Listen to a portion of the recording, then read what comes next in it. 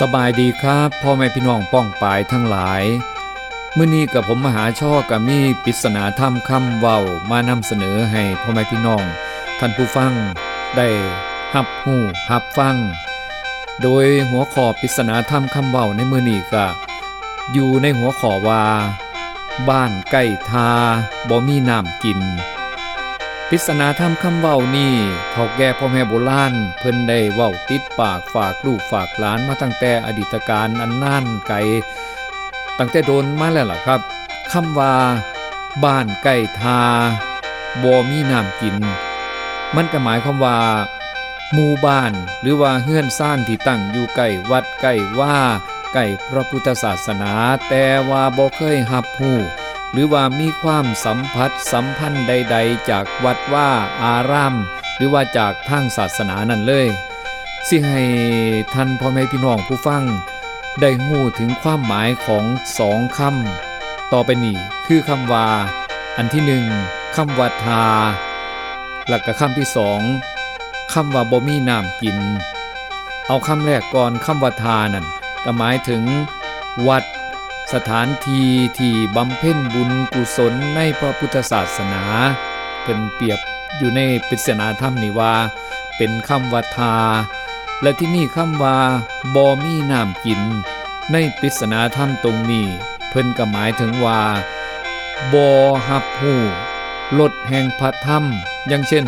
การฟังเทศน์ฟังธรรมการให้ศีลให้ทานและก็การเจริญภาวนาซึ่งเป็นรสที่ดีที่สุดซึ่งเป็นเพิ่นเอิ้นว่าเป็นรสที่ชนะรสทั้งหลายทั้งปวงดังคำเว้าที่เพิ่นว่าเป็นทัพพี่เฝ้าหม้อแกงก็คือบ่เคยลิ้มรสอาหารในหม้อนั้นเลยแซ่อยู่หัดจังซั่นล่ะครับอันนี้เพิ่นว่าทัพพี่เฝ้าหม้อแกงหรือว่าอีกคำเว้าหนึ่งที่เพิ่นนิยมเว้าคือมดแดงเฝ้าบักม่วงก็บ่ฮู้เลยว่าบักม่วงนั้นมีรสชาติเป็นจังได๋เฝ้าอยู่หั่นแหละนะครับคือสิ่งที่บ่มีประโยชน์ถึงมีสิทธิ์ถือมีสิทธิ์ครองแต่ก็บ่ได้ใช้ให้เกิดประโยชน์4อย่างเพิ่นบอกว่า1มีความรู้แต่ว่าความรู้นั้นอยู่ในแต่ตำราก็คือเก่งหรือว่าหอบรู้ไปเบิดทุกสิ่งทุกอย่างแต่ว่าบ่ได้นำมาปรับมาใส่ในชีวิตประจำวันให้เกิดประโยชน์หรือว่านำมาแก้ปัญหาชีวิตเข้าทำนองเพิ่นว่าความรู้ท่วมหัวเอาตัวไม่รอดนี่คือมีความรู้แต่ว่าอยู่ในตำราคำเว้าประการที่สองก็คือว่ามีทรัพย์แต่อยู่ในมือของผู้อื่นก็หมายความว่าทรัพย์ที่คาดว่าสิได้มาอย่างเช่นว่ามรดกตกทอดคาดว่าสิได้มาหรือว่าเงินทองของขาวที่คาดว่าสิได้จากการประกอบธุรกิจหรือว่าเงินทองทรัพย์สินที่คนอื่นกู้ยืมไปซึ่งก็ยังบ่แน่ใจว่าสิได้กลับคืนมาหรือบ่หรือว่าได้กลับคืนมาครบหรือบ่อันนี้ก็คือมีทรัพย์แต่ว่าอยู่ในมือของผู้อื่นคำเว้าประโยคที่3เพิ่นว่ามีคู่ครองแต่บ่ได้อยู่นำกันคู่ฮักคู่ผัวโตเมียบางผู้บางคนก็ได้ชื่อว่าเป็นคู่ครองกันแต่ว่าก็ได้เป็นเพียงแค่นิตินัยคือเป็นเพียงทางกฎหมายเท่านั้นจดทะเบียนสมรสแต่งงานแต่งการกันถูกต้องแต่ทางพฤตินัยก็ต่างคนต่างอยู่ต่างคนต่างสู่ไปตามวิถีชีวิตของเจ้าของบ่ได้อยู่นำกันอันนี้เพิ่นก็ว่ามีคู่ครองแต่ว่าบ่ได้อยู่ด้วยกันและประโยคที่4เพิ่นบอกว่ามีเหือข้ามฟาก